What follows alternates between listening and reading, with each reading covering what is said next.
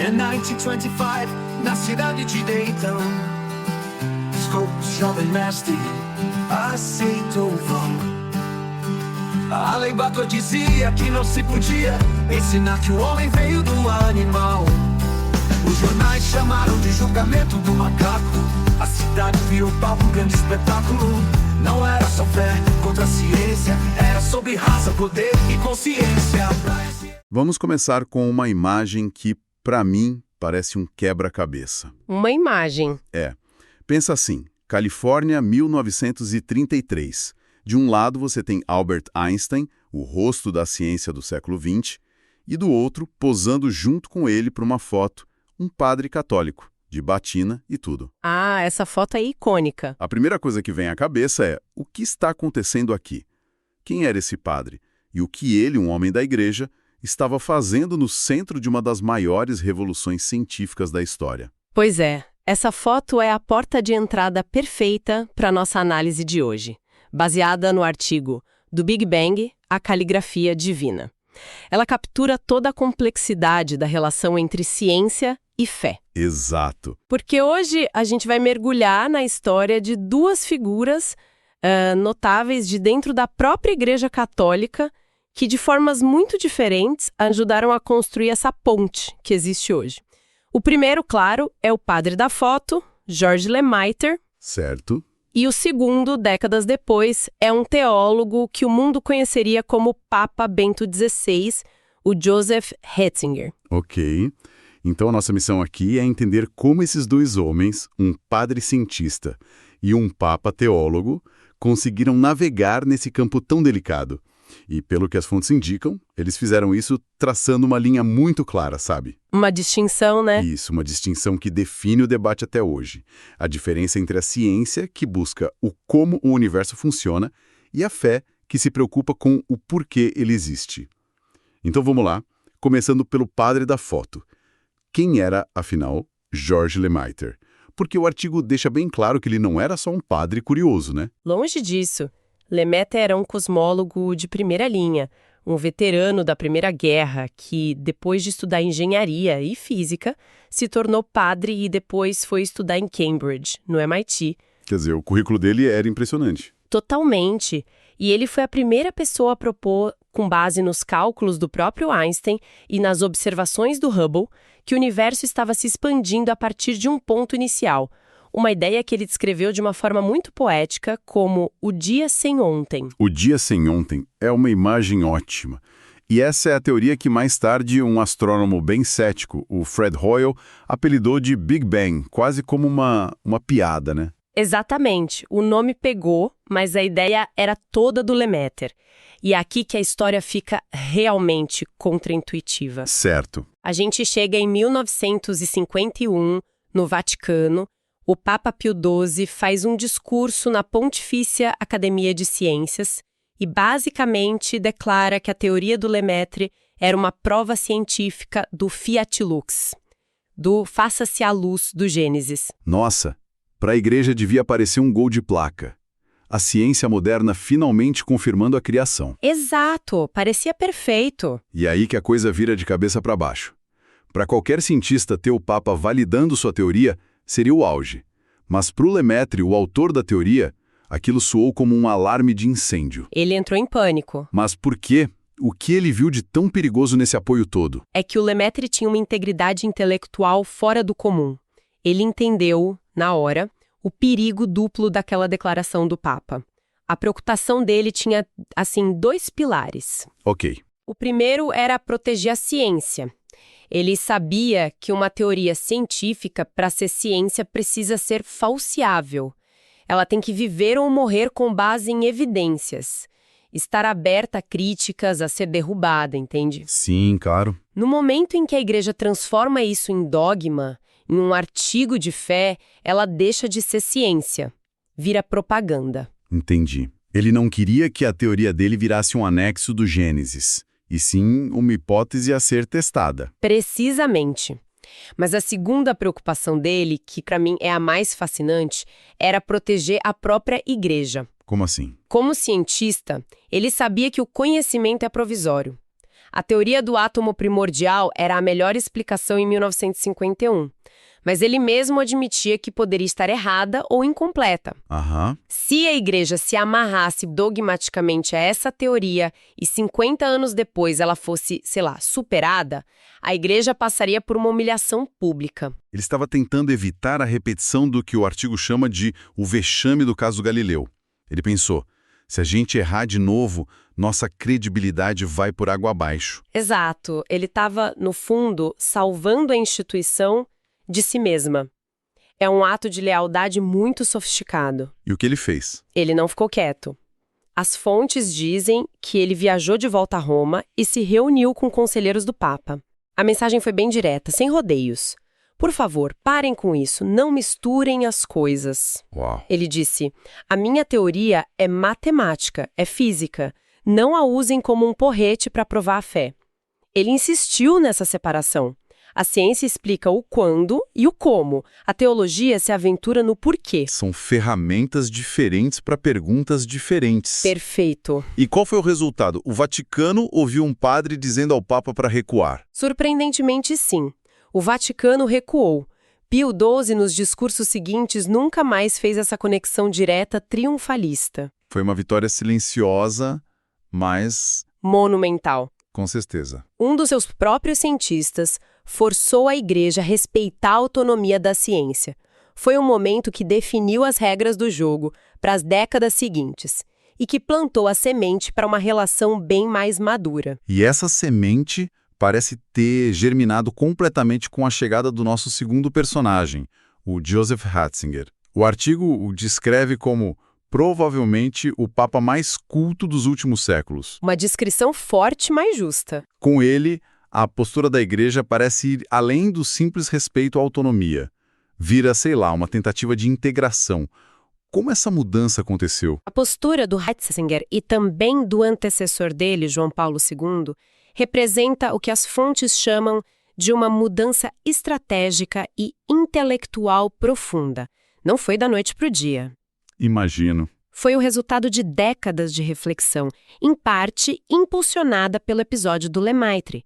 Eles entenderam que a guerra com a ciência era uma guerra perdida e, mais do que isso, desnecessária. A nova estratégia era mostrar que não havia contradição. Ok, mas na prática como se faz isso? Como a igreja, que se baseia na criação divina, abraça ideias como a evolução de Darwin, que para muitos parece um processo cego, ou o próprio Big Bang? É aí que entra a sofisticação teológica do Ratzinger. Ele não nega a ciência, ele a ressignifica. Ele enquadra dentro de uma narrativa teológica maior. Me dá um exemplo. No caso da evolução, ele não a vê como a prova de que Deus não existe.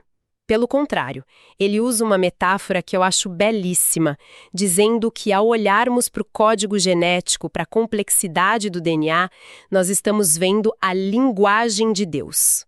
A linguagem de Deus. Então, o DNA seria a caligrafia divina? Exato. Nessa visão, a evolução não é um acidente aleatório. É um método, o processo paciente que Deus usou ao longo de bilhões de anos para escrever essa caligrafia. É uma mudança de perspectiva radical. É.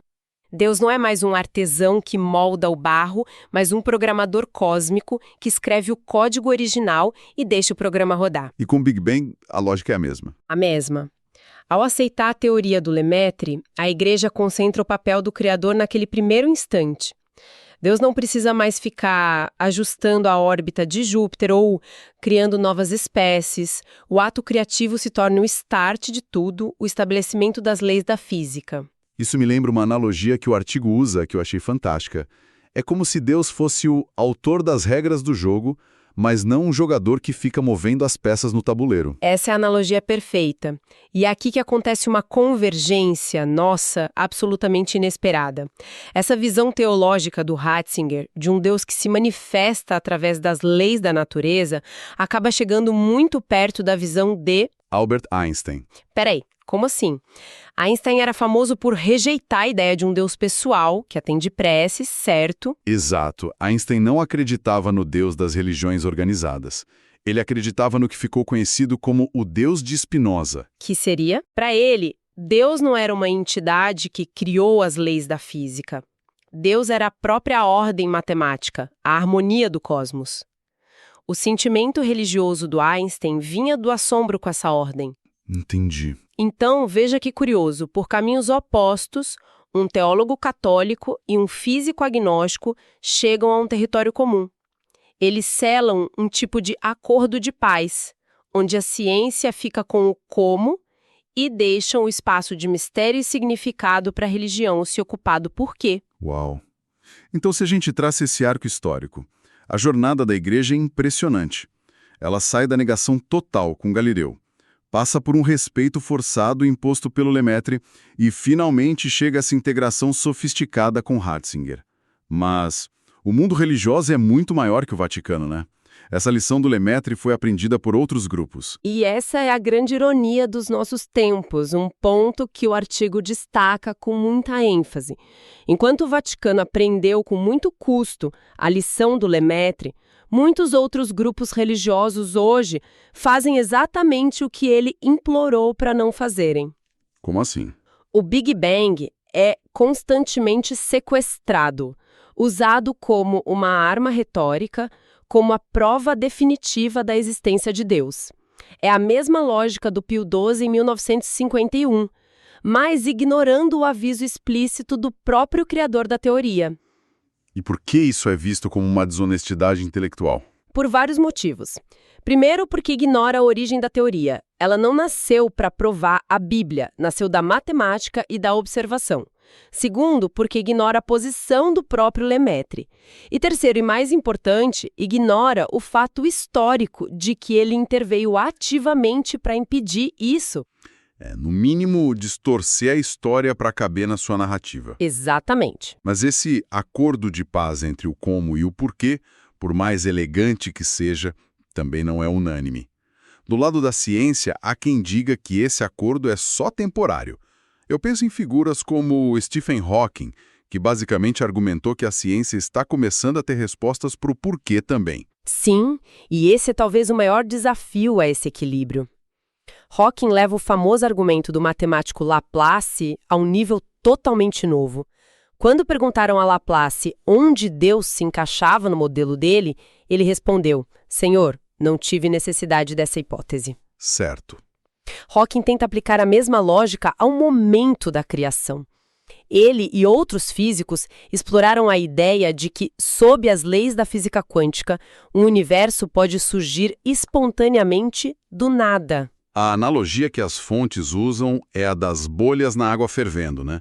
O universo seria uma dessas bolhas que simplesmente apareceu. Exato. Em escalas quânticas, partículas virtuais surgem e desaparecem do vácuo o tempo todo. A teoria do Hawking sugere que o próprio universo poderia ser uma flutuação quântica dessas.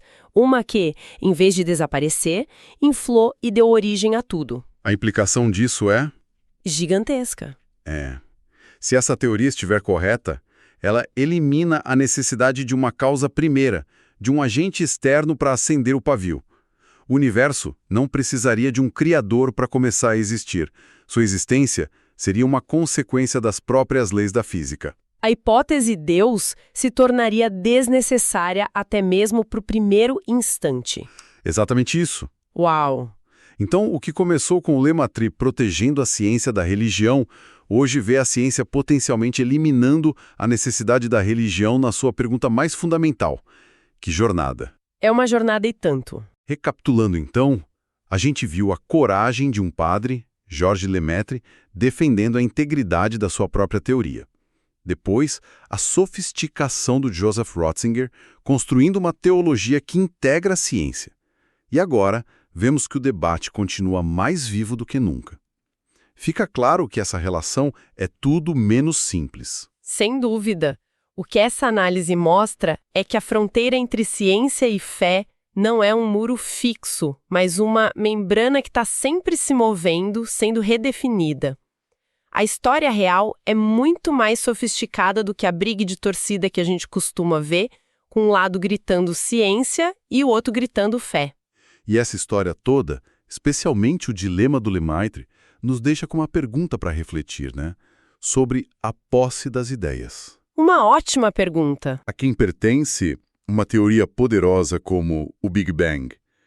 Ela pertence ao seu criador, que entende suas nuances, seus limites, ou, uma vez que uma ideia é lançada no mundo, ela se torna propriedade pública, livre para ser usada, interpretada e até distorcida por qualquer um. É uma pergunta sobre a nossa responsabilidade com o conhecimento e como a gente escolhe usá-lo, no final das contas.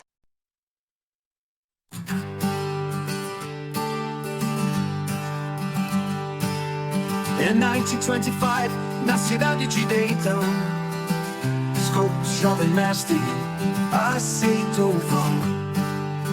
A lei Bator dizia que não se podia ensinar que o homem veio do animal.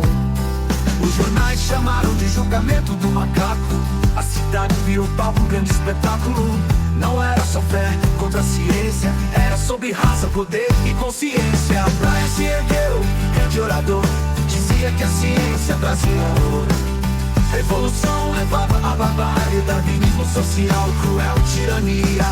A clã marchava, sombra na rua, hierarquia racial não podia ter lua. Sem fé, dizia Brian, o saber é mau, porta aberta, o caos, caminho fatal. Darrow chegou, agnóstico gigante, defensor da razão, do direito constante. Viu na lei ataque à liberdade, uma teocracia sobre a humanidade.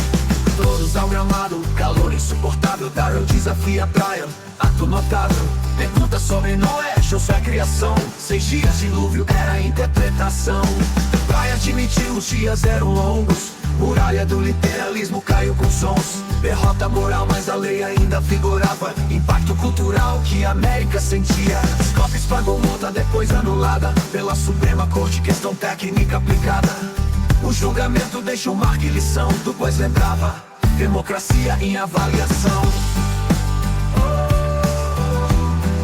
E avaliação. E avaliação. E avaliação. E avaliação.